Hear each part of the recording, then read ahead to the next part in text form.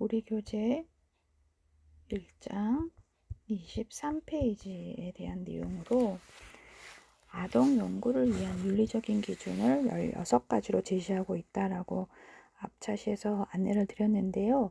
그 첫 번째가 1원칙, 피해를 주지 않는 절차. 연구자는 아동에게 신체적이나 심리적으로 피해를 줄 수 있는 연구 절차를 사용해서는 안 된다. 아동에게 스트레스를 줄 수 있는 경우가 발생한다면 기관별 연구심의위원회인 IRB에게 충분히 고려해야 한다라는 내용이고요.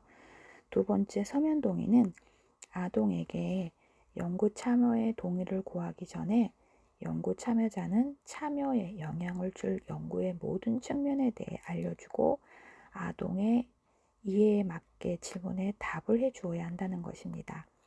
연구자는 아동의 연구 참여에 대한 자유의사를 존중하여서 참여하거나 거부할 수 있도록 하고 참여 도중에도 언제나 그만둘 수 있는 선택의 자유를 보장해야 한다는 내용입니다.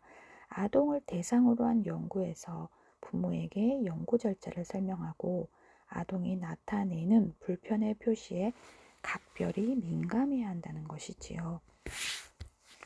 세 번째가 부모 동의인데요.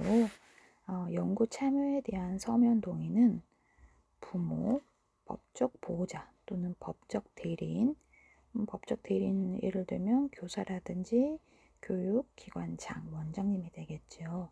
로부터 받아야 하고 부모의 거부할 권리를 존중하고 참여 거부로 인한 어떠한 벌칙도 가해지지 않는다는 것을 알려줘야 합니다. 네 번째 추가적 동의인데요.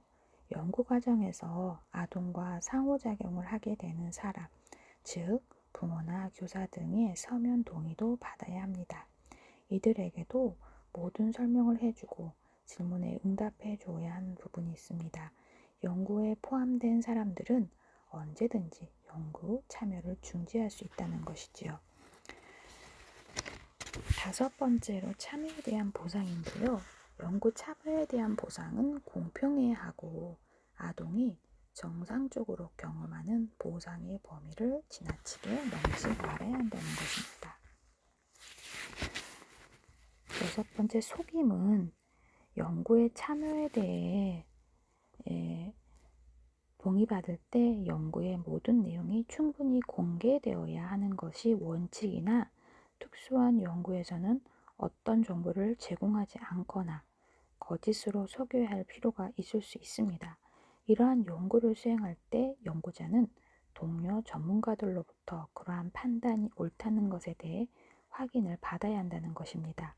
속임이 포함된 연구를 수행할 연구자는 그동안 사용한 연구 방법 중 부정적 효과가 없다고 알려진 속임 방법을 사용하도록 노력해야 하고 또 연구가 끝난 후 속인 이유를 이해할 수 있도록 적절한 설명을 해야 하는 부분입니다.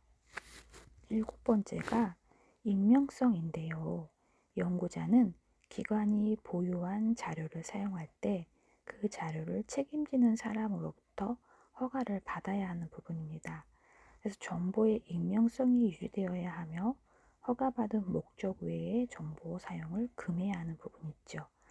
연구 자료의 사용을 허락한 책임자도 참여자의 신뢰를 바탕으로 책임을 공유해야 함을 인식하게 됩니다. 여덟 번째가 상호 책임인데요. 연구의 시작부터 연구자, 부모 또는 보호자, 그리고 아동 간의 각자의 책임 한계에 대한 분명한 동의가 있어야 합니다. 연구자는 동의와 모든 약속을 존중할 의무가 있는 것입니다.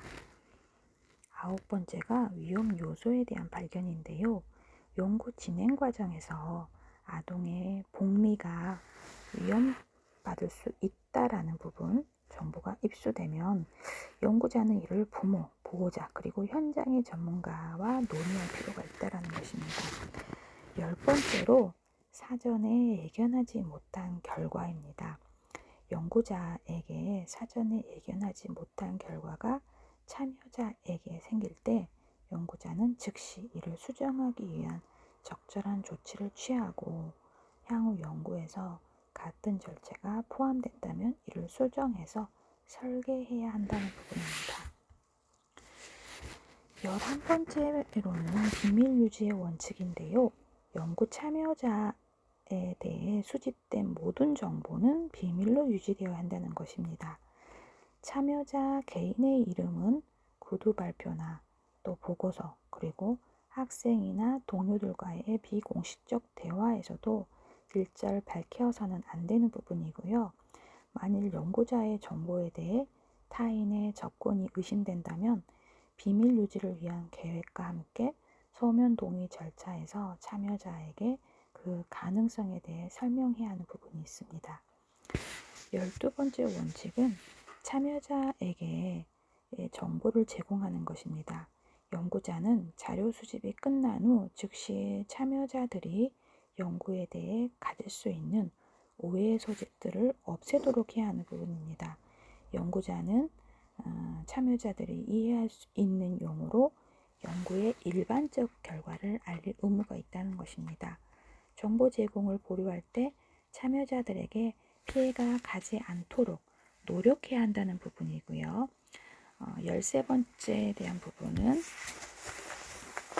결과 보고에 대한 부분인데요.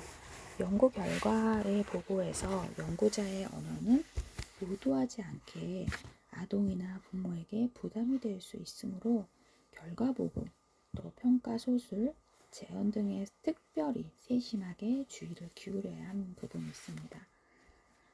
14번째 결과의 함의인데요.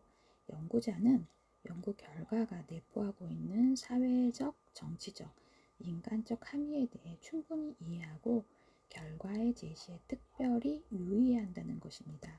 그러나 이 원칙으로 인해 연구자가 가학적 연구 보고의 기준을 지킬 권리가 부인되는 것은 아니라고 해요. 15번째 원칙을 살펴보면 과학적 측면의 위법행위라는 게 있는데요. 위법행위란 자료의 누락, 또 잘못된 분석, 표절, 왜곡된 제시 등으로 학계에서 일반적으로 수용되는 연구의 분석과 보고의 수준으로부터 심각하게 이탈된 행위를 말합니다. 여기에는 연구자가 의도치 않는 오류나 자료 해석에서의 진정한 차이는 포함되지 않습니다. 아동발달 연구학회는 회원들의 이제 위법 행위를 묵과하지 않는다고 해요. 그래서 위법이라고 밝혀진 회원에 대해서 제명 처분을 내릴 책임이 있다라고 합니다. 16번째 개인적 불법 행위에 대한 부분으로 회원이 개인적으로 유죄 판결을 받게 되면 학회 회원회에서 제명될 수 있는 근거가 됩니다. 예전에 그 무한도전이라는 프로그램이 있었는데 여러분이 그 프로그램을 아는지 모르겠어요. 유재석하고 박명수 그 조금 바보용들이 무모한 도전을 하는 무한도전이라는 프로그램을 토요일날 주말에 했었던 부분이 있는데 거기에 출연했던 정신의학과 의사선생님이 있었어요. 그래서 거기에서 되게 그 좀 획기적으로 뭔가 다른 정신의학적인 부분으로 접근하는 부분이 이슈가 돼서 되게 단시간 내에 유명한 의사선생님으로 떠오르셨던 분이 있는데 그분이 그 정신의학 학회 회원에서 제명되고 되게 정신의학과 선생님들이 회원으로서 수치스럽다라고 막 할 정도로 그런 이제 범법 행위에 대한 부분, 결국은 자기 환자를 그 막 조금 음해하고 성관계를 맺고 그런 개인적인 범법 행위를 함으로써 결국은 관찰하고 개인적인 도움을 주는 부분에 대해서 좀 이런 부분들이 그냥 하나의 잘못으로 끝나는 게 아니라 연구 제명되고 그러한 결정을 운영위원회에서 논의하고 또 제명 여부도 운영위원회 투표에서 결정이 된다라는 부분이 결국은 이런 이제 우리가 이런 학문, 사람을 다루는 인문에 대한 학을 권유하는 학도로서 이런 절차와 이런 연구 과정이 있다라는 부분으로 한번 들어보셨으면 좋겠다는 생각이 들어서 리딩을 해드렸고요.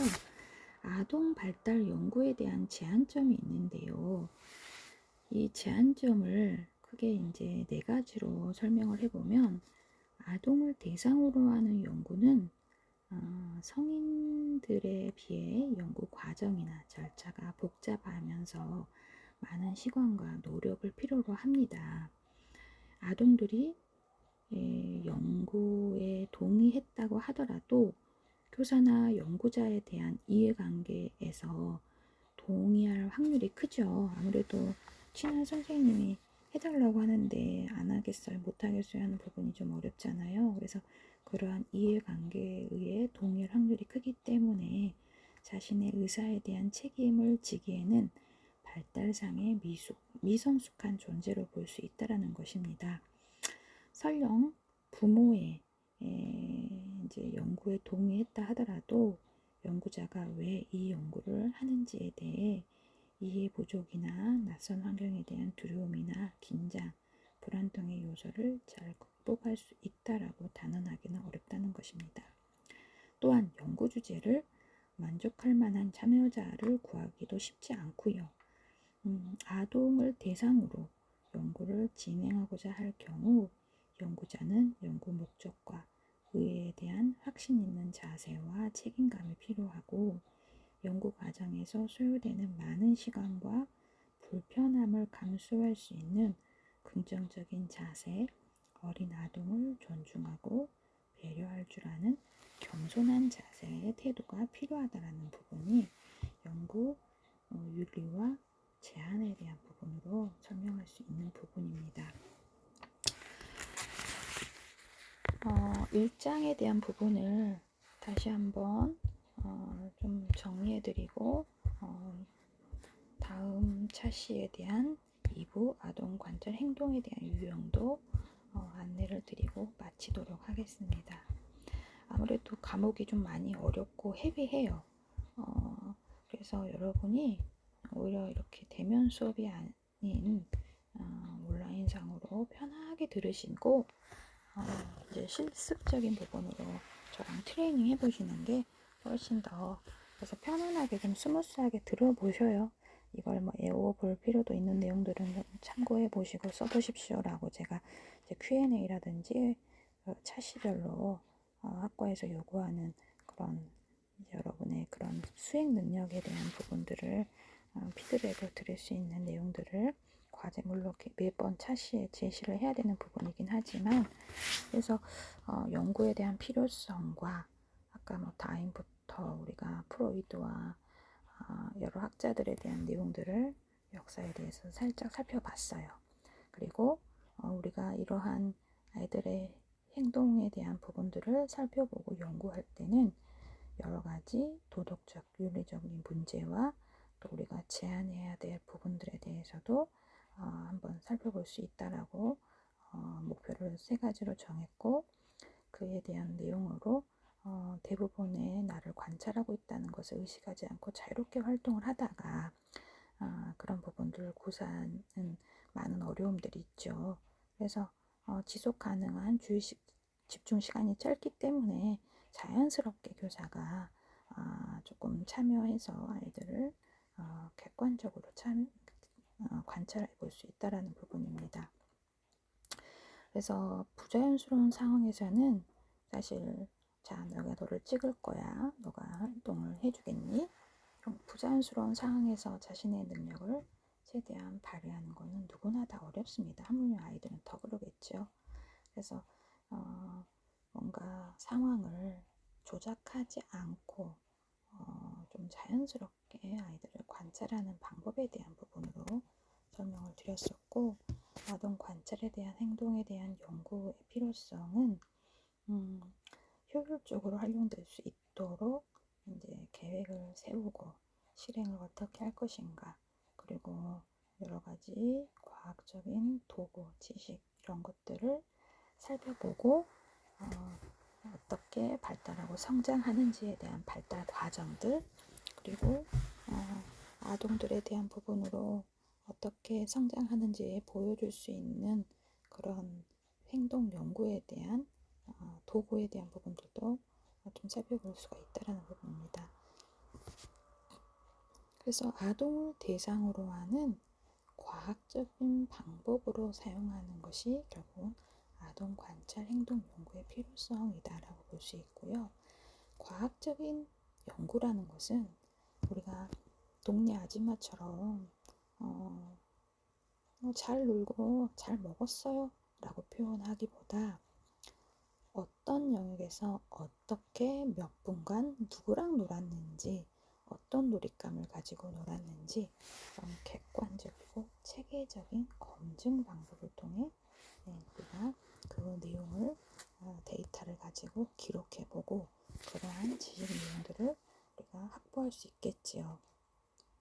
그래서 그렇게 자료를 수집해서 결론을 도출하고 그런 과정에서 과학적인 방법을 사용한다는 건 아까 말씀드린 도구, 그래서 측정하는 도구, 그래서 이제 앞으로 여러분이 찾아야 할 도구들이 되게 많고 제가 또 안내드릴 도구, 또 올려드릴 도구들을 한번 살펴보면서 이 아이한테는 이 도구를 적용해서 관찰해보면 재밌겠다라는 흥미로운 과목이기도 할 것입니다. 아동 관찰 및 행동 연구에 대한 부분으로 결국은 우리는 그 아이의 전반적인 전인 발달, 전반적인 전인적인 성장과 발달에 도움을 주는 것뿐만 아니라 직접적으로 상호작용하는 교사, 부모, 아동 관련 전문가들에게 실제적인 지식을 제공하게 되는 부분이 있지요. 그래서 그런 전인적인 성장과 발달에 도움을 주는 부분이 결국은 사회, 정서, 인지, 신체 이런 부분들을 기록할 수 있고 또 그런 기록물을 통해서 그 아이들이 발달적으로 어떤 부분이 미흡하고 어떤 부분들이 조금 더 다른 또래에 비해서 유의미하게 차이가 있는지 이런 부분들을 조기에 발견할 수 있다라는 장점이 있습니다.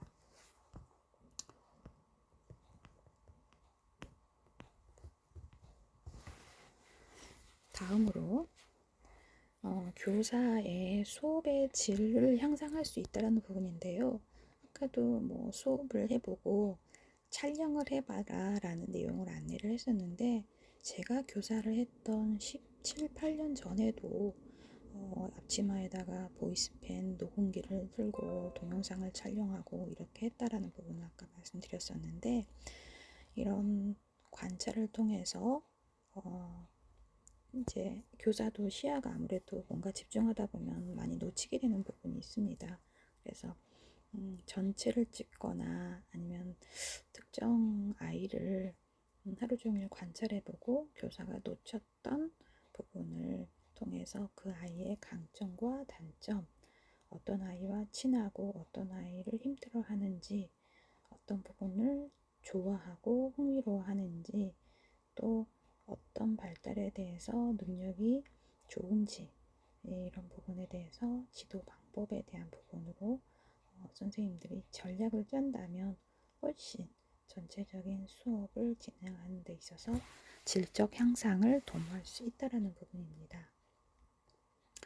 그래서 관찰을 통해서 좋아할 만한 요소가 무엇인지를 찾고 잘하는 것에 초점을 두어서 칭찬해주고 지지하고 격려해주고 칭찬의 역습이라는 시간 동영상을 통해서도 볼 수 있으면 좋겠지만 나중에 시간이 되시면 EBS의 칭찬의 역습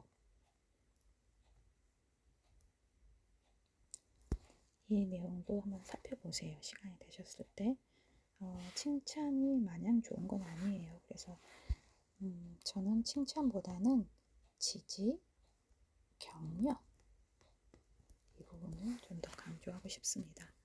그래서 자신감을 가질 수 있도록 눈높이를 맞추어 교수해 줘야 하는 부분이 필요합니다. 수업의 질적 향상을 도모해 주는 부분의 수업 과정을 녹화해 보아라. 부분을 설명을 했으니까 패스를 하고 그래서 부모에게 필요한 이해 자료를 제공한다라고 했는데 이 부분은 보통 이제 어린이집 같은 경우는 1년에 2회 이상 부모 면담을 하게 됩니다. 그 면담을 할 때는 학기 초, 3월 말, 4월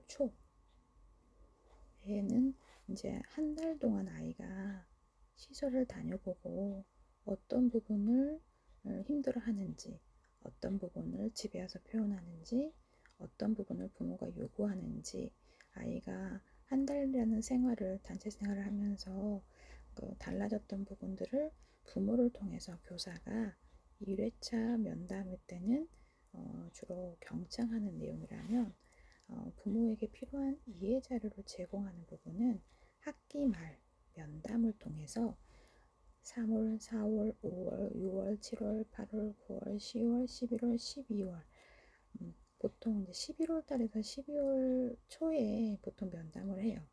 보통 이제 민간 같은 경우는 아이들이 재원하느냐, 재원하지 않느냐 이런 부분을 조사를 하는 시기가 이때이기 때문에 부모 면담을 통해서 이 기록 자료들, 필요한 이해 자료를 제공한다라는 부분은 결국은 교사가 1년 동안 이 아이와 지내면서 관찰 기록한 관찰 기록지를 부모 면담 자료에 제시하고 그 엄마가 봤던 아이, 또 아빠가 봤던 아이, 또 띄엄띄엄 집에 와서 설명했던 내용들의 결과치를 부모님들이 보시고 퍼즐 맞추기처럼 파노라마처럼 이렇게 맞춰준다라는 이야기를 하시거든요. 그래서 부모에게 필요한 이해 자료를 제공하는데 되게 유용한 자료가 되기도 합니다. 그래서 관찰을 통해 모인 자료들을 통해서 기관 운영자는 이제 다음에 대한 파악을 할 수 있죠. 그래서 저도 현장에서 어린이집을 운영하면서 32명의 교직원과 반이 9반, 교실에 177명의 아이들을 제가 책임자로서 운영을 했었는데요. 그때 이제 학부모님들의 문제가 있을 때 찾아오잖아요. 그래서 원장님 이런 아이가 있고 우리가 이런 부분들에 대해서 어려움이 있는데 원장님은 어떻게 생각하십니까? 하고 찾아온단 말이에요. 그러면 저는 잘 모르겠습니다라고 할 수 없어요.